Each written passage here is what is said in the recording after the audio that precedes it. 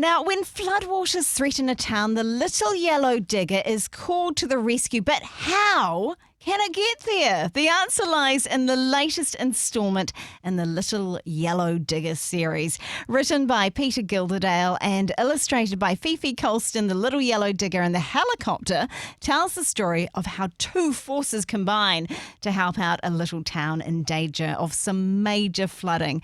Well, the author Peter Gilderdale joins us on the show. Welcome. Kia ora. Nice to be here. Well, look, I mean, just reading that, hearing Di talking about the book there, Peter, I guess it's not an unfamiliar story that we've seen in the headlines. Are we able to know how the Little Yellow Digger gets there? Right? How much can you tell us about this this latest story? Well, I guess my grandson was very keen on helicopters, and I wanted a story that would be able to combine the two. And so having a town cut off by a flood meant that the helicopter had to facilitate carrying a digger across. And of course, a helicopter can only lift so much. So it's not going to be a very big digger that gets carried across. It's going to be a little one. Okay. So the plot sort of worked itself out from the premise of wanting to combine the helicopter and the digger. So you've actually told us what inspired the story. That was another question we were going to ask you on that one. So we know what inspired the story. Can you tell us what it's like writing a Little Yellow Digger book? These books are iconic, and of course you're adding to the legacy that your parents created with the original Little Yellow Digger books. What's that like? Well, it means that there are certain things that you simply have to work with. So there's an expectation with a Little Yellow Digger book. So something is going to have to be stuck. Usually it's a bit of machinery, but in this case, it's an entire town. Right. And there's a rhyming kind of rhyme needs to be there. And it needs to have, interesting language, and the illustrations have to kind of carry on in the general direction that my father went in. But I think both Fifi and I are not feeling too constrained by having to do it exactly like the previous books. It's rather, adding to, developing, and allowing the series to grow rather than just trying to churn out, replicas of what's already there. Any other thoughts about the next books and where the next steps go in the series, Peter? What's absolutely on your mind? No, I haven't got another one brewing at the moment. I think Fifi and I have done one, a book, or almost a book a year for a few years now, and I think we're needing a breather. Yeah. But the good thing is I've got a 3-year-old and a 3-month-old, grandsons, and that gives me 5 or 6 years of being around the target audience. And so I'm sure that some more ideas will come through their interests.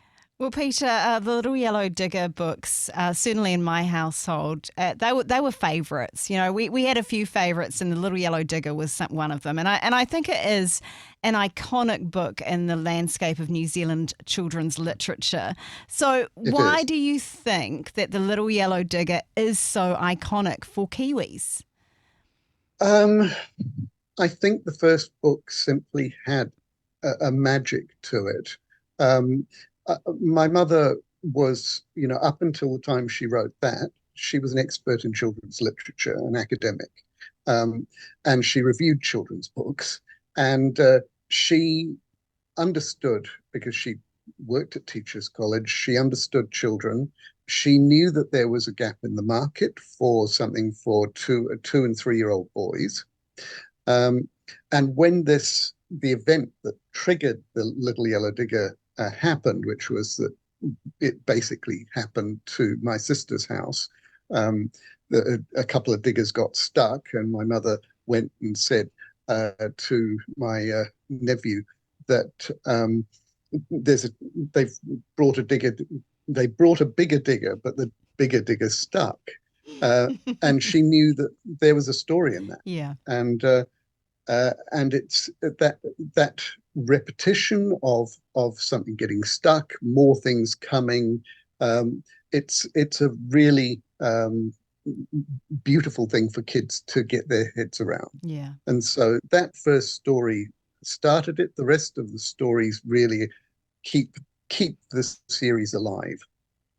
I guess that's quite a special thing, isn't it, to find a story that keeps telling itself. But I just want to, before we finish up with you, Peter, just coming back to the academic side of things, because Yes. as I understand, you're a lecturer at AUT and you write academic articles. So tell us about the process there. Is it vastly different? And if not, what are the similarities when it comes to writing in these two different ways? Yeah, well, I should say I retired recently, so okay. But they're different in some ways, but the process is the same in that once I get into a flow of writing, it just goes, and so I need to have an idea of where it's going. I don't need to know exactly. In fact, quite often the best stuff is when I don't know exactly where it's heading to. But once you get into a writing flow, it all goes very easily. So I tend to do that. But obviously, writing in rhyme and rhythm is different from writing, in normal text. Although I'm still always thinking about words and how they go together and how they flow. That is something that is part of both processes, because you can have words that sit happily together and words that don't sit happily together. And when you're writing a book like this one, you really have to be very careful about making it so that it can be read aloud. And, the person reading it doesn't trip over things. And you really work on that. And because I read quite slowly and I always hear things in my head, it doesn't matter what I'm writing, I'm still hearing it being read aloud. This is such a good book to read aloud, Peter.